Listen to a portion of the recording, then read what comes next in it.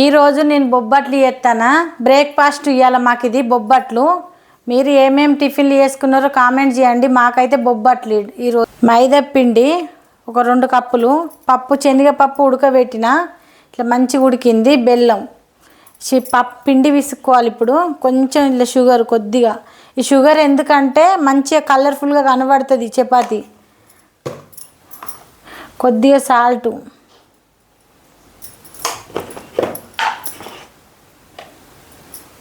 కొంచెం పసుపు, కొంచెం ఆయిల్.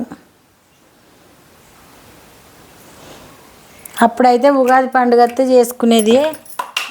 ఇప్పుడు ఎప్పుడు చేసుకోవాలనుకుంటే అప్పుడు చేసుకొని తింటాం. ఒకప్పుడు ఉగాది పండుగ చేసేవాళ్ళు.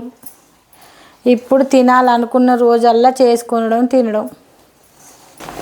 ఇట్లా పిసుకోవాలి మంచిగా. ఎంత బాగా గట్టిగా పిసకద్దు, బాగా మెత్తగా పిసకద్దు, మీడియం పిసకలేదు.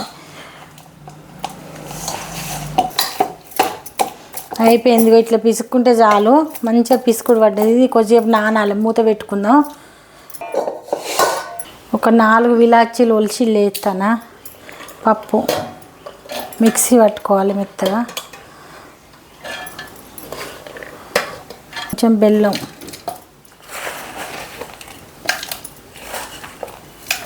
కొంచెం వేడి చేయాలి. అంత ఇట్లా మిక్స్.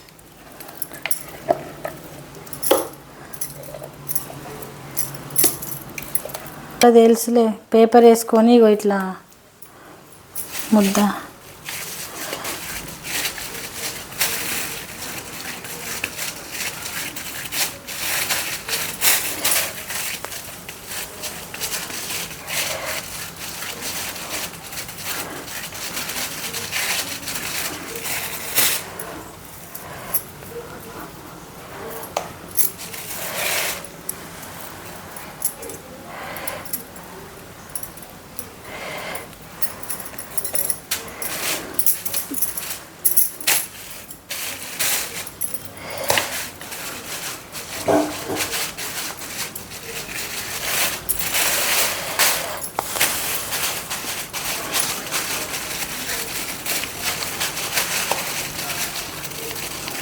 ఇంకా నూనె పేపర్ అయితే మస్తు వస్తుంది, పల్చగా వస్తాయి. ఇంకా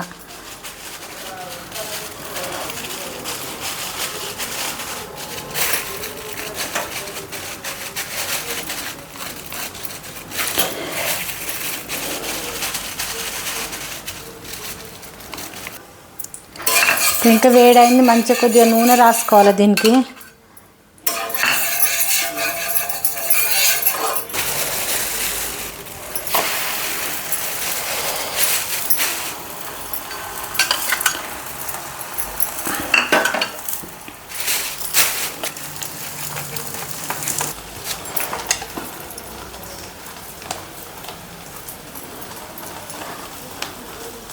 ఇట్లా చేసుకుంటే మస్తు టేస్ట్ ఉంటాయి మంచిగా.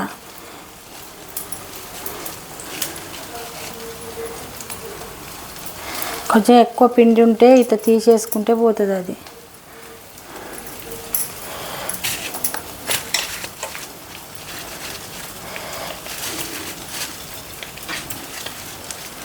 తాల్చుడు కోళ్ళతోటి ఏం లేకుండా సింపుల్గా అయిపోతాయి.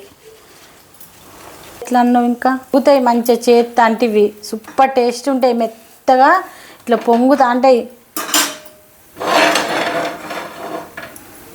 తీస్తాను.